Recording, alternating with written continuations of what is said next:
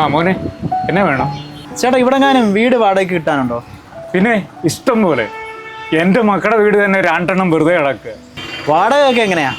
വാടകയൊന്നും പ്രശ്നമില്ലെന്ന്. ഒരു 5000 6000 കൊടുത്താൽ മതി. ഇഷ്ടം പോലെ വീട് കിടക്കുകയല്ലേ. അല്ല മോനെ ഇവിടെ ഒന്നും കണ്ടിട്ടില്ലല്ലോ, എവിടുന്നാ? ഞാനങ്ങ് UK-ലാ. എൻ്റെ അനിയന് ഇവിടെ ട്രഷറിയിൽ ജോലി കിട്ടി. അവന് വേണ്ടിയിട്ടാ വീട്. നാട്ടിലിപ്പം നിങ്ങളെപ്പോലുള്ള ചെറുപ്പക്കാരെ കാണാനേ ഇല്ലല്ലോ. എല്ലാവരും വെളിയിലല്ലേ. എന്നെപ്പോലെയുള്ള കളവന്മാരല്ലേ ഇവിടെ ഇപ്പോൾ ഉള്ളൂ. അല്ല, വീട് 2 നില വേണം 3 നില വേണോ? അതേതായാലും കുഴപ്പമില്ല, വൃത്തിയുള്ള ഒരെണ്ണം. അതൊക്കെ ഞാൻ ഒപ്പിച്ചു തരാം. എൻ്റെ മക്കളുടെ വീട് കിടപ്പുണ്ട്, അവരെല്ലാവരും പുറത്താണ്. എന്നാൽ പിന്നെ മക്കളുടെ കൂടെ പോകാൻ മേലായിരുന്നോ? എനിക്ക് ഈ നാടും പള്ളിയൊക്കെ തന്നെ ഇഷ്ടം. അവിടെ ഞാൻ പോയായിരുന്നു. ജോലിക്കെന്നും പറഞ്ഞ് അവർ വെളിയിൽ അങ്ങ് പോകും. പിന്നെ ഒറ്റയ്ക്ക് റൂമിനകത്തിരിക്കണം. ഇവിടെ ആകുമ്പോൾ ആരോടെങ്കിലും മിണ്ടിയും പറഞ്ഞൊക്കെ ഇരിക്കാമല്ലോ. ഇപ്പോൾ ഒറ്റയ്ക്കാണോ? വീട്ടുകാരത്തി മരിച്ചു, 2 വർഷമായി. അന്നേ അവൾ പറഞ്ഞതാ ഒരെണ്ണത്തിനെങ്കിലും നാട്ടിൽ നിർത്തണമെന്ന്. ഞാൻ പറഞ്ഞു പിള്ളേരുടെ ഭാവിയല്ലേ, പോയി രക്ഷപ്പെടട്ടെന്ന്.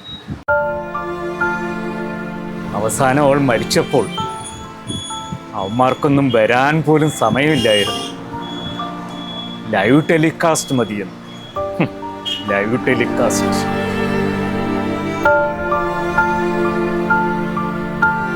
മോൻ്റെ അപ്പനും അമ്മയൊക്കെ ഭാഗ്യം ചെയ്തവരാ. എന്നെ ഒന്ന് അടുത്ത് കാണാനെങ്കിലും കിട്ടുന്നുണ്ടല്ലോ അവർക്ക്. ഞാനെന്തിനാ ഇതൊക്കെ മോനോട് പറയുന്നതല്ലേ. നാളെ ക്രിസ്മസ് അല്ലേ, മോൻ മറ്റന്നാൾ പോരെ. ഞാൻ വീടിൻ്റെ കാര്യം ശരിയാക്കിയോ. എന്നാ ശരി ചേട്ടാ, ഓ കാണാം.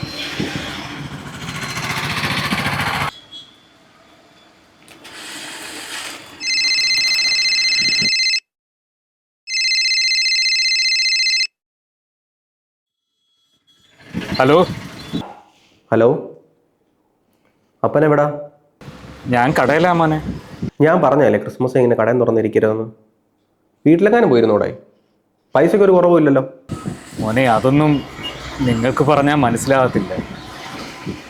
പിള്ളേരൊക്കെ എന്ത് ചെയ്യേ? അവർ ക്രിസ്മസ് കൂടാൻ പോയേക്കാം. വലിയ പരിപാടിയാ. പിന്നെ നിന്റെ വീട് ഞാൻ വാടകയ്ക്ക് കൊടുക്കുക. ഒന്നുമില്ലെങ്കിലും അത് വൃത്തിയായിട്ട് കിടന്നോളുമല്ലോ. അപ്പോൾ ഞാൻ പറയുന്നുണ്ടെന്ന് തോന്നരുത്. അവിടെ അടുത്ത് സിസ്റ്റേഴ്സ് നടന്ന ഒരു സ്ഥാപനമുണ്ട്. അവിടെ ചെന്നാൽ എല്ലാ കാര്യങ്ങളും അവർ നോക്കിക്കോളും. ഇവിടെയൊക്കെ അങ്ങനെയാണ്. പ്രായമായവർ നോക്കുന്ന ഇതുപോലുള്ള സ്ഥാപനത്തിലാണ്.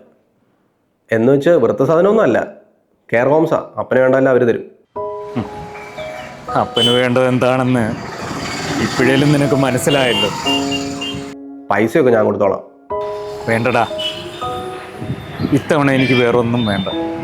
കഴിഞ്ഞ തവണ നീ മേടിച്ചു തന്ന ക്രിസ്മസ് ഗിഫ്റ്റ് ഉണ്ടല്ലോ, തൽക്കാലം അത് മതി. എന്നാ ശരി മോനെ.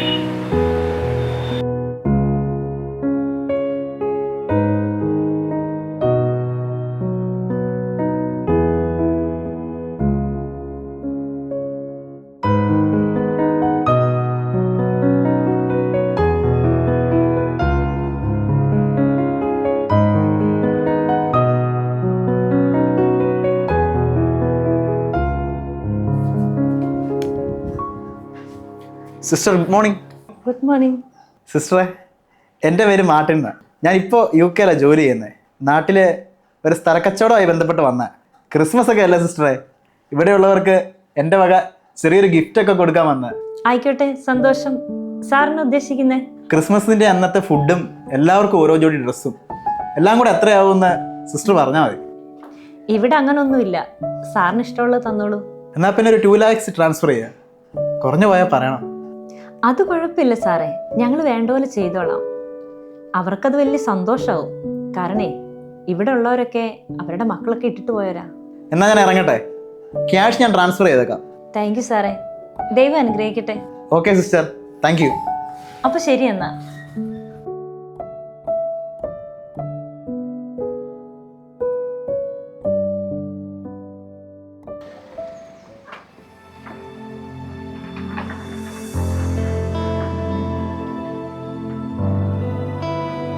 സെലിൻ ചേച്ചി എന്നെ ഇവിടെ വന്ന് നിൽക്കുന്നേ? അദ്ദേഹം പോകുന്ന കണ്ടപ്പം മക്കളെ ഓർമ്മ വന്നോ? പോയതേ എൻ്റെ മോനെ മാർട്ടിനാണേ.